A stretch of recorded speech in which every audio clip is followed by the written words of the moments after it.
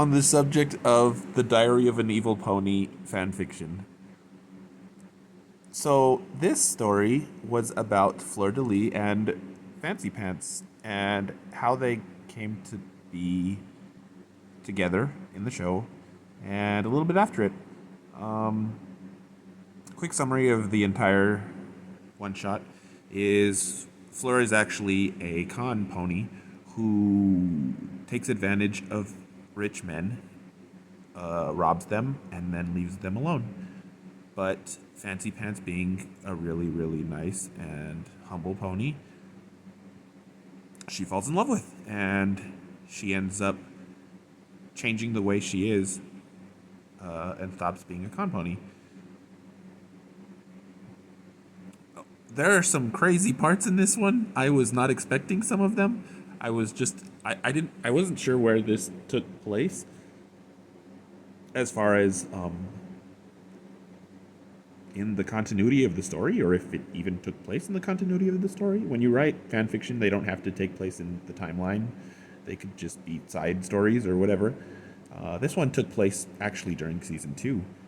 We actually get Discord coming out, and we actually get Rarity in Canterlot when she's staying in the castle.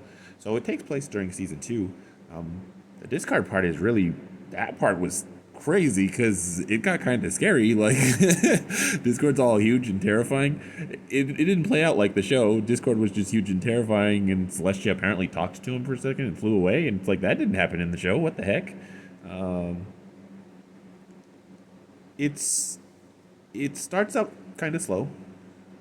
She's just a con pony, and she talks to her, not she talks, she's writing in her diary a bunch. That's most of the entire thing. And then there's a part where it's from outside of the diary's perspective. She Fancy Pants finds her diary, and he asks her to stay, and she doesn't stay. What happens, though, is she goes to Las Pegasus, and she's going to take advantage of another pony, but she ends up being like, I'm not going to, and she stops doing the bad things. So it gives you the impression that she goes back to Fancy Pants, but we don't get that happy scene of the ending. We get the happy resolution of the... I always get confused when writers do things like this, because you have writers like those who write for, like, say, Silent Ponyville 2, where they give you a resolution between Rainbow Dash and Fluttershy, where it's like, yeah, this is too much. You gave us too much information, and it would have been better if you just gave us the impression that they were happy together. You didn't have to do this. But then you have writers like this story and Lost and Found, like, where Lost and Found should have definitely delved into how Luna felt that Celestia didn't die. That should have been a huge part of that story. I really would have liked to have seen her, since their conversations together are so good. I would have liked to seen Luna emote that.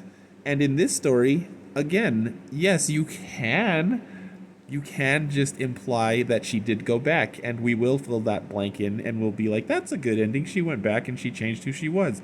But it would have been really nice, even if you went and were like, she went back to the mansion and she knocked, and Fancy Pants turned towards the door and saw her, and their eyes met and they both gently smiled. Stuff like that goes a long way as far as making someone happy. Things should always make you happy if they're a happy ending. And yes, this does make me a little bit happy, but I would have been even more happy if the ending of the story contained happiness for the characters that you were trying to make me see as they should be happy. And Fancy Pants is one of those. Just like in Lost and Found, Luna is one of those. Luna didn't get to be happy. She got to smile, but she didn't get to express her happiness and her relief. Why am I talking about Lost and Found? I'm sorry. In this story, it would have gone a long way if they would have given Fancy Pants the happiness, because what happens is she does take like weeks and however long, and the thing is that Fancy Pants would be sad. Fancy Pants is sad until you get back to him. So until you get back to him, he is sad. So at the end of this story, he is sad.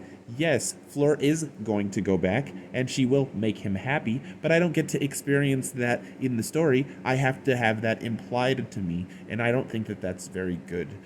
Um, Regardless, I give this story, I'd say 4 stars out of 5 stars. It was a good one shot.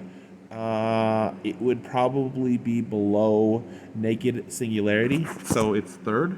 And it's not a comedy, so I don't have to place it into. It would be below Naked Singularity regardless, I guess. But yeah, 4 stars out of 5 stars, and third on the one shot list.